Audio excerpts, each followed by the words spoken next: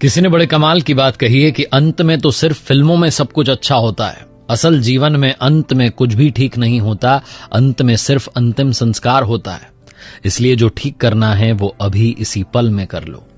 आपके साथ मैं हूं आरजे कार्तिक, माय एफएम से। एक बड़ी छोटी सी कहानी है। एक राजा ने अपने दरबार में अलग अलग देश के राजाओं को बुलाया, एक बड़ा उत्सव रखवाया और अपने गुरुजी को भी बुलाया।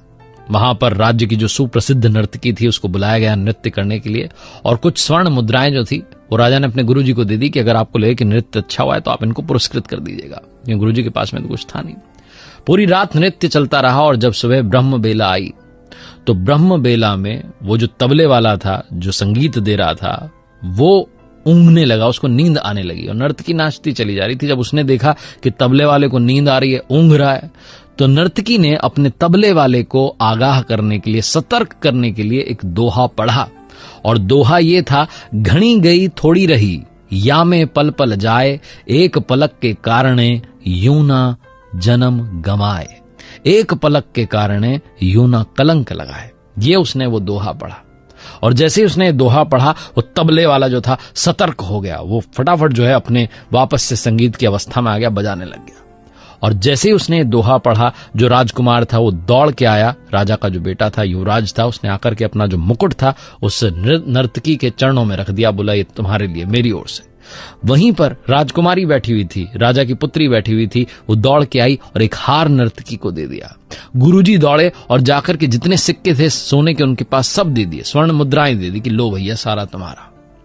और जब ये देखा राजा ने कि नर्तकी ने एक दोहे से इन सब को लूट लिया है तो उससे रहा नहीं गया। वो अपने सिंहासन से खड़ा और कहने लगा कि क्या चल रहा है, तुमने एक दोहा पढ़कर के सबको लूट लिया, तुम इस किस तरीके की भाषा यहां पर बोल रही हो।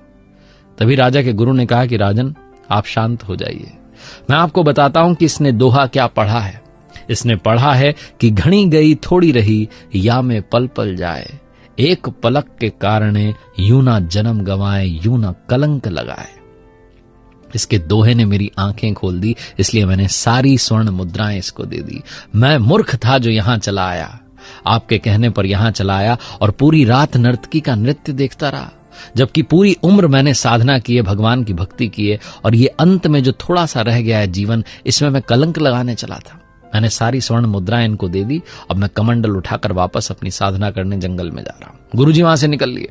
फिर युवराज ने बताया कि महाराज आप मेरे पिताजी हैं, बूढ़े हो चले हैं, लेकिन आप मुझे गद्दी नहीं दे रहे, अभी भी खुद ही बैठे हुए हैं। तो इसलिए मैं सिपाहियों के साथ मिलकर के आज रात ही आपकी हत्या करने का प्लान बना रहा था, योजना बना रहा था, लेकिन इस दोहे ने मेरी आंखें खोल दी कि घणी गई थोड़ी रही,